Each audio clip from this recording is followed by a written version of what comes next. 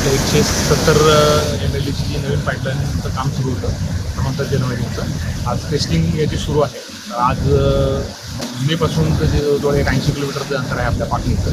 या ठिकाणी पाकणीचं जे आपलं जलशुद्धीकरण केंद्र आहे या ठिकाणी पाणी आलेलं आहे आणि पुढचं साधारणतः अजून एक 15 दिवस आपलं सोरेगावचं वॉटर ट्रीटमेंट प्लांट आहे त्या ठिकाणी जाण्यासाठी त्याला 10 ते 15 दिवस लागतील आणि त्यानंतर साधारणतः एक 1.5 ते 2 महिन्यामध्ये पूर्ण टेस्टिंगची प्रक्रिया पार पाडल्यानंतर आपल्याला रेग्युलरली पाणी आपल्याला नवीन जलवाहिनी करता येणार आहे. आता सध्या जे आपली जी चंपाड कंपनी होती आपल्या त्याचबरोबर MGPचं जे पूर्ण टीम होती याच्यामध्ये सुपरविजन त्यांचं होतं आणि आमची पाणी पुरवठा विभागाची संपूर्ण टीम त्यांचं अभिनंदन करतो.